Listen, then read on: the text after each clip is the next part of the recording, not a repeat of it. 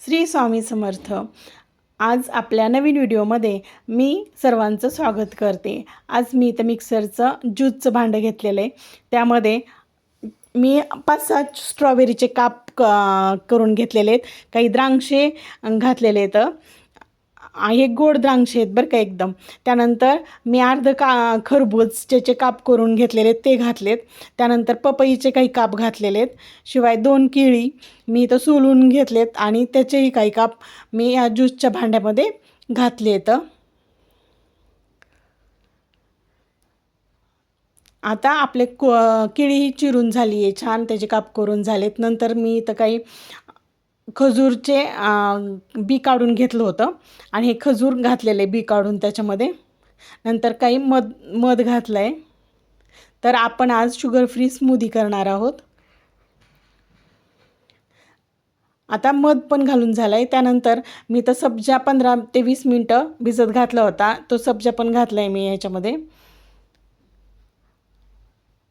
नंतर आता पाहू शकता तुम्ही किती छान हे फळांचे काप दिसत आहेत त्या भांड्यामध्ये। आता इथं आपण काय केलेत, आईस क्यूब घातलेत काही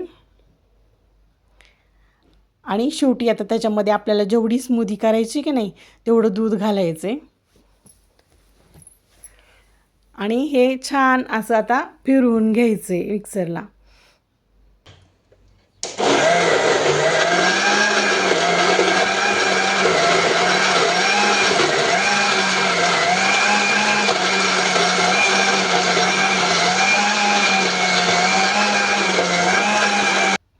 तर आता आपलं इथं मिक्सरला फिरवून झालं आहे। पाहू शकता तुम्ही कशी घट्ट मस्त अशी स्मूदी तयार झालेली आहे आणि ही मिक्स फ्रूट्स स्मूदी पहिला खूप छान लागते, अगदी वेगळी भन्नाट अशी वेगवेगळी चव त्याच्यामध्ये असते।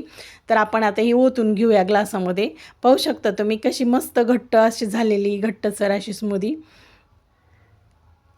आणि शिवाय ह्याच्यामध्ये आपण कसल्याही साखरेचा उपयोग केलेला नाही, त्याच्यामुळं ती एकदम शुगर फ्री अशी आहे। जे डायबिटीज पेशंट आहेत त्यांनासुद्धा पिण्याला ही एकदम लाभदायक आहे। आता गार्निशिंगसाठी आपण त्याच्यावर टूटी फ्रुटी घालून घेऊयात सजावटीसाठी। तुम्ही त्याच्यावर ड्रायफ्रूट्स पण घालू शकता किंवा आपण जे फ्रूट्स घातले त्याचेही काप त्याच्यावरती घालू शकता। मी फक्त ट्यूटी फ्रुटी घातलेले आहे। अशा पद्धतीची स्मूदी तुम्ही करून पहा आणि आपल्या चॅनलला नक्की सबस्क्राईब करा। बाय।